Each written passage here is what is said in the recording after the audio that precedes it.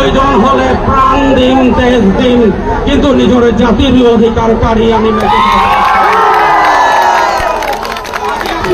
Police military লগাই আমাক কিমান দমন কৰি আহিছে, কিমানক ঘূণীয়া কৰি আহিছে, কিমান জেলত আজি অসম চৰকাৰৰ এই আৰক্ষী এই কথাটো স্পষ্ট কৰি দিলো। এটা জনগোষ্ঠীৰ লোকসকলক যদি আপোনালোকে অত্যাচাৰ আপোনালোকে কিন্তু দিছপুৰ আৰু দিল্লীত নাথাকিব, সেই কথাটো স্পষ্ট কৰি দিয়া।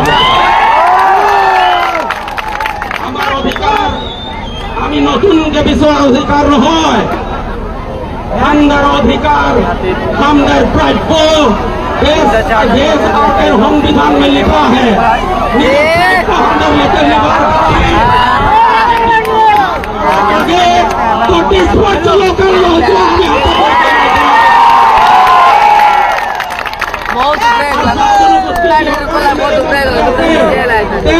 আমি আহ্বান জনাও যে জনগোষ্ঠীৰ প্ৰাপ্যৰ অধিকাৰৰ ক্ষেত্ৰত জনজাতিকৰণ, ভূমিপট্টা, চাহ শ্ৰমিকৰ সমস্যা যদি আপোনালোকে সমাধান কৰাৰ ক্ষেত্ৰত যদি নামাতে, এই জনতা কিন্তু আপোনালোকৰ দিছপুৰ আৰু দিল্লীৰ চকী কিন্তু কাঢ়ি ল'ব। এই কথাটো আপোনালোকক স্পষ্ট কৰি দিওঁ।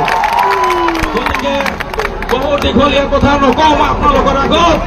আমাৰ প্ৰাপ্য, আমাৰ অধিকাৰ, আমাৰ অসীমীয়া স্বাভিমানী জাতিৰ এই ধ্বজা চিৰকালৰ কাৰণে উজ্বলি থাকিব। সেই কথাটো স্পষ্ট হ'ব লাগে।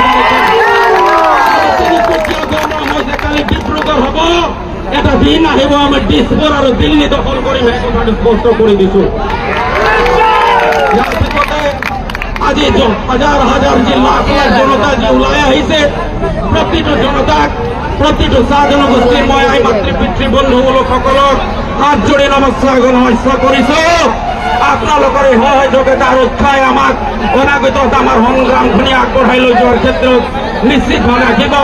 প্ৰতিজন কৰ্মকৰ্তাক আপোনালোকৰ সহায় সহযোগিতাৰ আশীৰ্বাদ কামনা কৰি মোৰ ক'বলগীয়াখিনি ইমানতে সামৰণি মাৰিছো।